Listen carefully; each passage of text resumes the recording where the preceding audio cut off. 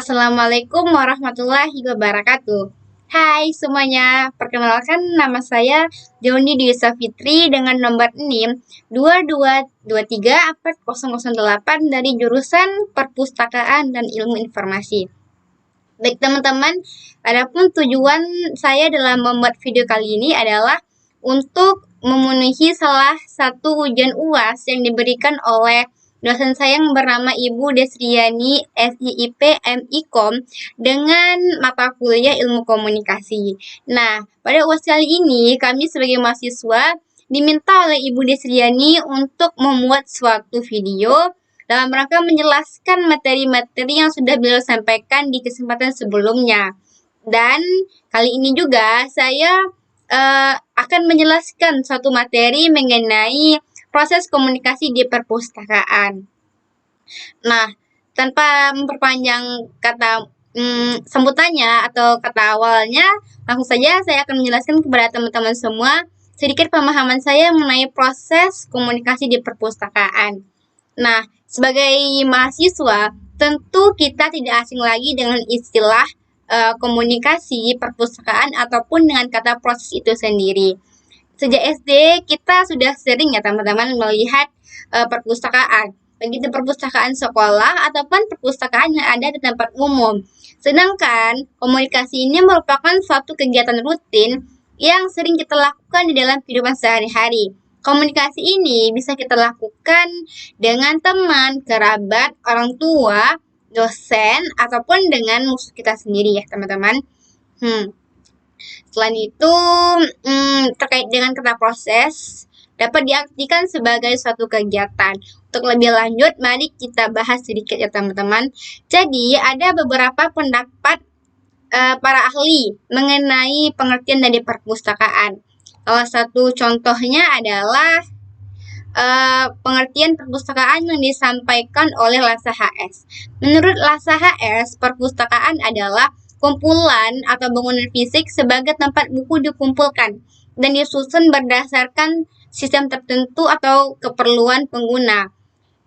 Sedangkan menurut Prof. Sulistyo Basuki mengatakan bahwa perpustakaan adalah sebuah ruangan yang dimana ruangan tersebut digunakan untuk menyimpan buku dan terbitan lainnya yang biasanya disimpan menurut tata susunan tertentu yang digunakan sebagai sebagai salah satu hal yang mendukung pengguna pustaka dalam mencari atau memenuhi semua kebutuhan yang mereka miliki. Yang ketiga, menurut Trimo, mengatakan bahwa perpustakaan adalah sekumpulan buku-buku atau bahan pustaka, baik itu berupa cetak ataupun rekaman, yang berada pada suatu tempat tertentu yang telah diatur dengan sebaik mungkin untuk mempermudah pengguna perpustakaan dalam mendapatkan informasi. Yang keempat, menurut Mudiana dan Rohani mengatakan bahwa perpustakaan adalah sarana penunjang pendidikan di satu pihak sebagai pelestari ilmu pengetahuan.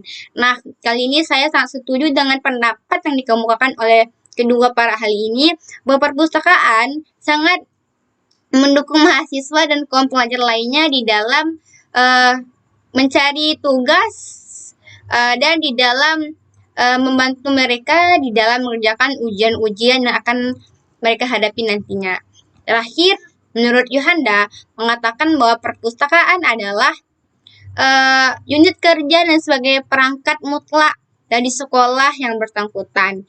Jadi, dari beberapa pendapat para ahli yang sudah saya sampaikan barusan, dapat kita simpulkan secara lisan ya atau secara mudah bahwa perpustakaan adalah sebuah tempat yang digunakan oleh masyarakat untuk menambah ilmu atau untuk mendapatkan informasi tertentu.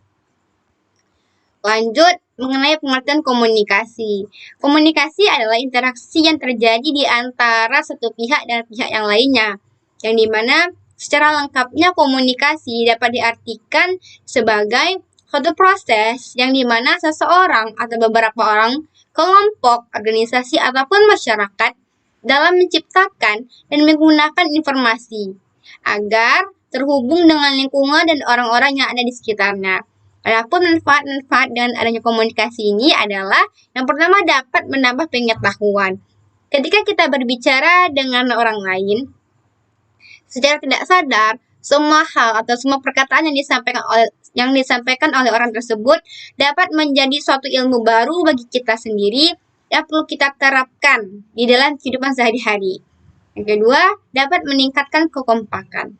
Setiap perpustakaan pasti memiliki yang namanya tujuan, visi misi, ataupun harapan yang ingin dicapai di masa kedepannya.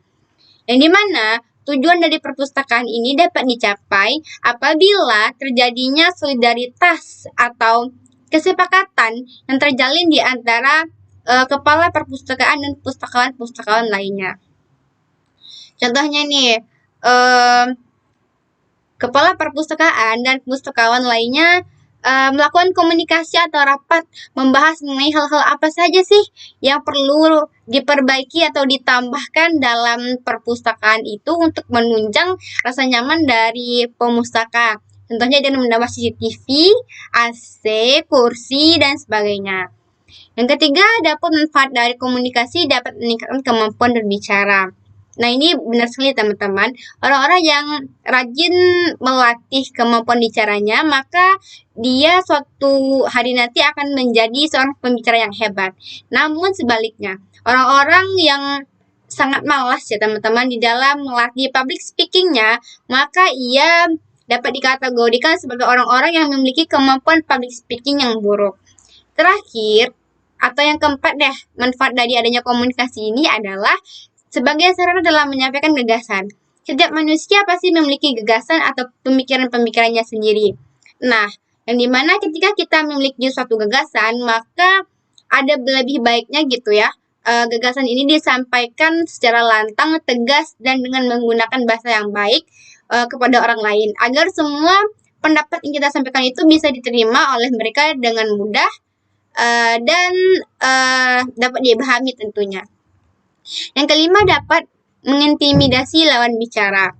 Sebagai seorang mahasiswa, kita pasti sering berdebat dengan teman-teman lainnya di saat melakukan diskusi di kelas. Nah, untungnya dari orang-orang yang memiliki kemampuan berbicara yang baik ini adalah mereka mampu membuat lawannya menjadi terintimidasi atau merasa takut atas mental ataupun atas ucapan yang telah dilontarkan dari orang tersebut. Selanjutnya yaitu mengenai pengertian dari proses komunikasi. Dari tadi saya berbicara panjang lebar ya, tapi kita belum membahas nih apa sih pengertian dari proses komunikasi itu. Sebenarnya proses komunikasi ini adalah suatu cara yang dilakukan oleh seorang komunikator kepada komunikan dalam menyampaikan pesan tertentu. Yang dimana terjadinya komunikasi ini dapat menciptakan persamaan makna yang terjadi di antara komunikan ke komunikator. Untuk teman-teman ketahui bahwa komunikator adalah orang pengirim pesan, sedangkan komunikan adalah penerima dari pesan tersebut. Lanjut, mengenai contoh komunikasi di perpustakaan. Contoh komunikasi di perpustakaan yaitu adanya interaksi atau komunikasi antara kepala perpustakaan dengan pustakawannya, antara pustakawan dengan pustakawan lainnya, dan antara pustakawan dengan pemustaka. Nah, seringkali kita datang ke perpus nih, kita menemukan pustakawan-pustakawan itu yang berwajah jutek ya teman-teman, yang terkadang juteknya sifat dari pustakawan ini membuat kita merasa takut dan malas untuk datang ke perpustakaan. Nah, menurut pendapat saya pribadi, pustakawan-pustakawan yang memiliki kemampuan berbicara yang buruk gitu dan etika yang buruk dalam melayani pemustaka ini perlu belajar lagi bagaimana treat pemustakanya dengan baik seperti itu. Contoh kecil dari interaksi yang terjadi di antara pustakawan dan pemustaka adalah di saat pemustaka bertanya kepada pustakawan, Bu, di mana ya letak buku dengan mata pelajaran ilmu komunikasi misalnya. Lalu pustakawanya menjawab, oh letaknya di situ deh. Nah, perkataan-perkataan atau interaksi kecil tersebutlah yang dapat dikatakan sebagai komunikasi yang terjadi dalam perpustakaan. Sedangkan untuk komunikasi yang terjadi di antara kepala perpustakaan dan pustakawan dapat kita lihat ketika orang-orang tersebut melakukan rapat ya untuk mengenai hal-hal kedepannya gitu yang perlu dibahas mengenai kondisi suatu perpustakaan. Lanjut, mengenai pentingnya komunikasi dalam perpustakaan. Pentingnya komunikasi dalam perpustakaan ada 2 macam. Itu dapat melakukan komunikasi yang efektif. Yang pertama, komunikasi efektif adalah komunikasi yang mudah dipahami dan diterima oleh masing-masing pihak. Dalam arti kata, ketika komunikasi tersebut berjalan atau terjadi, maka kedua belah pihak tidak terjadi yang namanya miscommunication atau miskomunikasi. Selanjutnya, peningkatan kemampuan berkomunikasi dan pemustaka. Sudah saya sampaikan sebelumnya teman-teman bahwa berkomunikasi dan pemustaka ini tidak sembarang perkataan yang bisa kita sampaikan gitu. Jadi perlu etika gitu dalam melakukan komunikasi dan pemustaka. Yang terakhir, mengenai proses komunikasi atau disebut juga dengan elemen-elemen komunikasi. Adapun elemen-elemen dari komunikasi ada yang namanya sender. Sender ini disebut juga dengan si pengirim pesan atau komunikator. Lalu ada yang namanya encoding. Encoding adalah suatu proses di dalam menciptakan sebuah ide atau gagasan dengan menggunakan simbol-simbol tertentu yang disampaikan kepada khalayak banyak. Yang ketiga ada channel. Channel ini dapat diartikan sebagai saluran atau media gitu ya teman-teman. Yang keempat ada yang namanya decoding. Decoding ini artinya suatu proses atau suatu tahapan di mana si komunikan ini mencoba memahami, mencerna dan menyimpulkan semua perkataan-perkataan yang disampaikan oleh komunikator. Dan terakhir ada yang namanya receiver. Receiver inilah yang merupakan tahap akhir dari terjadinya proses komunikasi. Kira-kira itulah yang dapat saya sampaikan ya teman-teman pada kesempatan kali ini. Lebih dan kurangnya saya mohon maaf karena saya masih belajar.